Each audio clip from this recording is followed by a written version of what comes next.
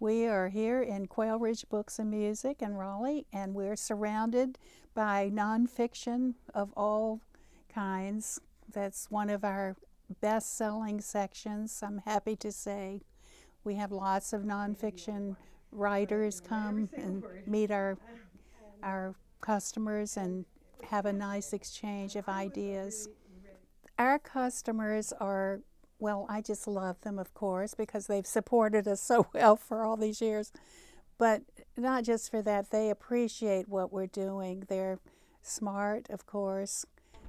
They're not big into commercial books, although I carry commercial books. I have to if I want to pay the rent, and I'm happy to do that.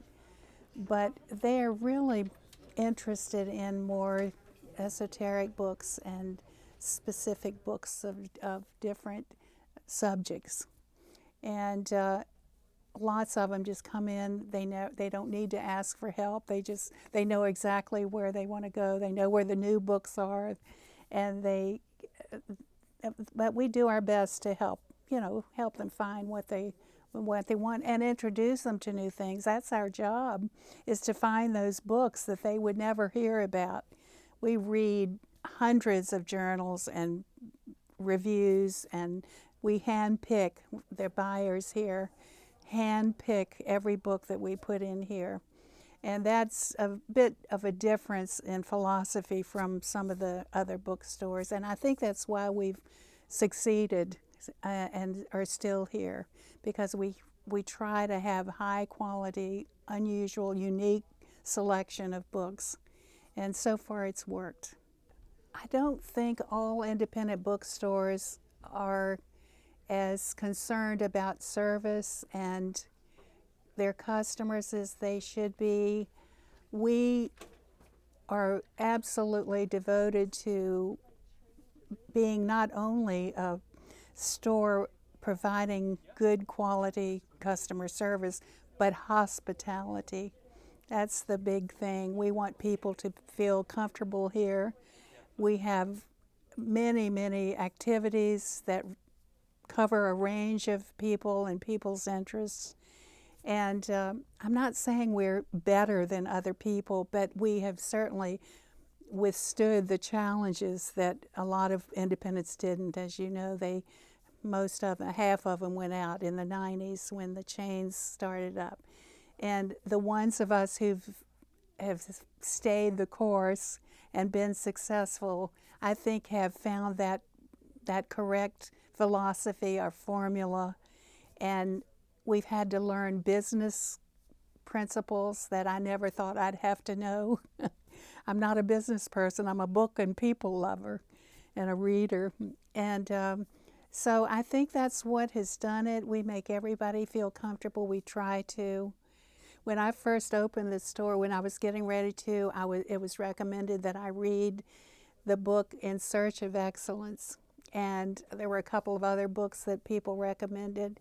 More recently, I read Danny Meyer's book on how he developed his restaurants and chains of restaurants. And he just hits it. He's the one who kept saying hospitality. And I just stick with that principle: great customer service and great books. And the customer is always right. And I see that attitude in other businesses that is very defensive about customers. They just can't make themselves accept that they have to do everything they need to do to make the customer happy and to make them feel good about spending their money in an independent store, a store like this.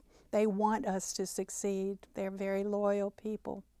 Economics have changed tremendously, as you can imagine, because of a lot of reasons, some of them positively.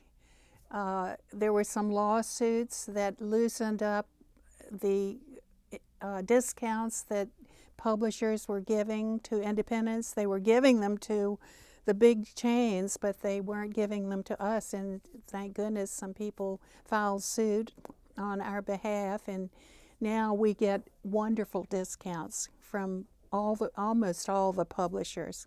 And you know, those points of discount make a huge difference. We are a just-in-time ordering store. We converted to a just-in-time way of ordering back in '94, and that turned us totally around because we can order more titles, fewer copies, but by and large we order in ones, and if they're something hot, we reorder right away. But we have a good ordering system, efficient ordering. So that has enabled us number-wise financially to make a bigger profit, turn over our books more often. If you turn over your books 3 times your inventory a year, you're breaking even with our profit margins, our margins. But if you go above that, you're making money because, and you're selling books. You sell the book and you sell out, and we get it in another day. And so we don't have the stock sitting on the shelf for months like we used to before we were really making money. We were breaking even for years, but we got some good advice from people in the business, and because of this just-in-time ordering, our sales escalated, our profits went up, and we've done well since. And the thing is, when you're supporting a locally owned store, you are supporting the community.